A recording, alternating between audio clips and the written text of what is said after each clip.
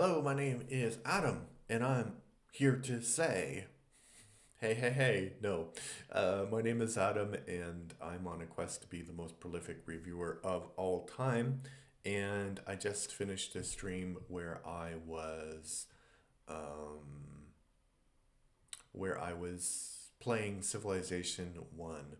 So, Civilization 1 is a very influential game. It is one of the first 4X games, and 4X it established the whole category actually. So the X comes from explore, expand, exploit, and exterminate. So basically, it's a strategy game. It's a turn-based game where you guide a civilization or empire from the beginning to like the end, basically. And so, unlike other games that I've been playing on the channel recently, like Europa Universalis, so Europa Universalis tries to be very historically accurate, but Civilization, the whole idea, I think it really itches something in the human soul because you start with nothing and then you find things and you create something. And I think um, some installments in the franchise do this really well, and other installments in the franchise do it very poorly. And I think that this one does that idea really well, and um, there's a lot to this game which is nice, and there are a few things that I didn't like apart from the fact that it crashed, but I'll tell you. So the the things that I liked is that when you discover a technology, it will explain a little bit about the technology and the historical aspects about the technology and why it's important. So that's really interesting, and like it kind of makes the game more educational. So it does feel like Europa Universalis got that from this game, the historical aspects of it, which is good. But I think with that, there is something which would be bad, which is the mechanic of the. So, you have this technology tree that everybody knows in video games where you start here and then you research this and then you discover this. So, in the game, and I think this is probably true up until Civilization 4, is that you can find technology going through barbarian villages. You can find technology that you can't actually use. So in this game, it's really ridiculous. Like you'll have, I don't know, like democracy before you have monarchy, or you'll be researching and you'll have philosophy before religion. So I think a more realistic approach to technology is good, and you know the idea that you actually select a technology to research when you know what it is also kind of weird, but these games are like that. So I like that, and I like the music is really great. It's kind of like the 16-bit Super Mario thing, and some of the sound effects are similar to what was in Super Mario. It's really, really quite retro. And the graphics in these, it's not exactly a cutscene, but when you learn the new technology is great. And the graphics of you building the cities, and you have like aqueducts and courthouses, and like even um, the the graphics of the wonders, because part of civilization is that you can build these basic things in your cities like barracks, like granaries, like temples, but you also can build these wonders, and the wonders give you like specific advantages. But so I built the pyramids, and you don't see the whole pyramids, they just kind of go off in the distance. And I built the Colossus, so you just see his feet and he's standing in front of the pyramid, so he's definitely bigger than the pyramids. So that's great, and I think um, In Civilization 3, the animation from the cities is not as good. You know, you have tiny little pyramids and stuff. You don't have like the huge thing. It's really quite funny and has a sense of humor. And of course, there's Sid Meier's, who is actually like a character. He plays your advisor. And I mean, he's in Civ 3 too, but like, it's just so retro and old school. So I like that. And the game, even though it's from 1991, once you understand the controls, it's really intuitive. And you don't really need to think about how do I play this game, which is a problem with some uh, Paradox titles like EU2. I have no idea how to play yet, even though I've played EU3 and EU4, or Heart of Iron 1. Like, how do you play that game? Uh, no idea. So those games are not intuitive, and this game is very intuitive. So the game is over almost 40 years. Oh, jeez, 30 years old right now. So, but you can pick it up, and it's really really easy to play. Um, yeah, 35 years old. That's crazy. Um, so those are the positive aspects. I think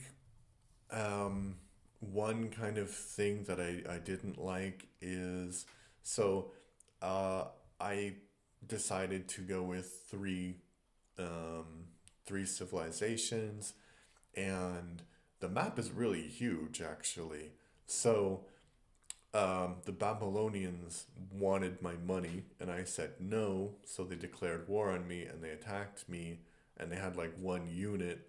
So I sent like maybe 30 or 40 units, and I just kind of like overwhelmed them. But because they're so far away, it took like 200 years for them, my my legions to walk. I was playing Rome. My legions to walk across the continent to get to Babylonia, and then to fight. So I think that was a big. I mean, the size of the empire is a bit problematic.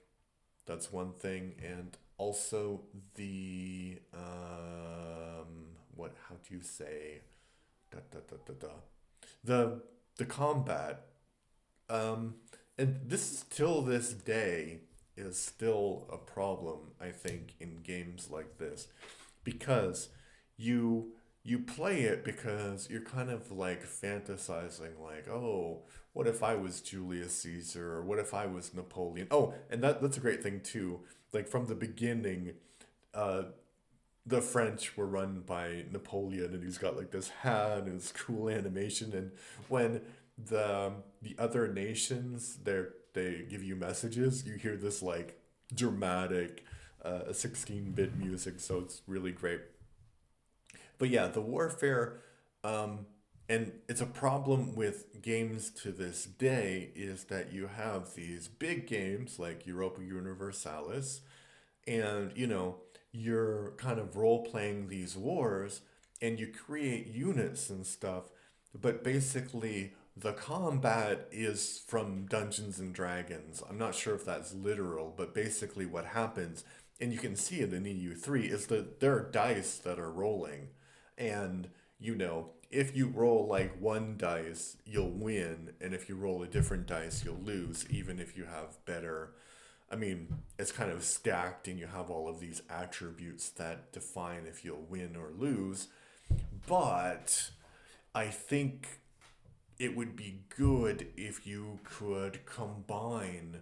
And I haven't played this franchise in a very long time, so I don't know if it's still this way. But I played Shogun Total War, and basically, you are creating units, and you have like these kind of like units on your army, and you could like have a battle, and you could actually have the battlefield, right? So obviously that's lacking from a game in 1991, because it's basically like, you have this little square, and your little square attacks the other guy, and there's a satisfying sound, but you don't know why your little square won or lost that battle, you know. So, yeah, I think that is a disadvantage to the game. It's not a huge disadvantage of the game, but it is a disadvantage of the game. And yeah, so I think when you think about games like this, you have to think about uh, how is it influential, and it's super influential. Like games like Europa Universalis and the entire Civilization franchise wouldn't exist. But not only games like that, maybe like Warcraft and Starcraft and um, Stellaris, and I don't know, there's probably many games that kind of use this basic thing where you start in the beginning and you build your people up, and then you kind of uh, attack through the years. So they wouldn't exist without this game, and some people consider this game to be like the best game of all time. I don't think so. I think it's Civilization. I think Civilization 3 is the pinnacle of the franchise. I haven't played Civilization 5 yet, so I don't know. They do say that Civilization 5 is, some people say it's the best one, but I definitely didn't like 6. I haven't played 7, and 4, I didn't really find it really cool. But I have done a review of 3 already, and this is my review of 1. So, is it the best game of all time? No, it's certainly very influential and it has a lot of charm. Like, could you go back and replay this game? Like, Civilization is a classic time suck kind of game, at least up until 3 and 4. Um, so it does absorb a lot of your time, but I don't think that people nowadays would go back and play this game multiple times. I think it's good to play. It's fun to play just one time to see what it's like. But yeah, I don't think it has a great deal of replayability. So if we rank the game on influence, it's probably like 10 out of 10.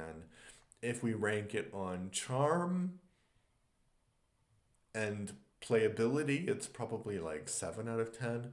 And if we rank it out of replayability, it's probably like 5 out of 10. But, those are my just made up categories. All right, what do you think about Civilization 1? Have you played it? Do you have any fond memories of playing this game? Let me know in the comments. If you like what I do, please subscribe to the channel. I'm trying to get to 500 subscribers by the end of March, and I believe I have 456 or 7, something like that. If you're listening to this on Spotify, please give me a follow. Thank you. Bye bye.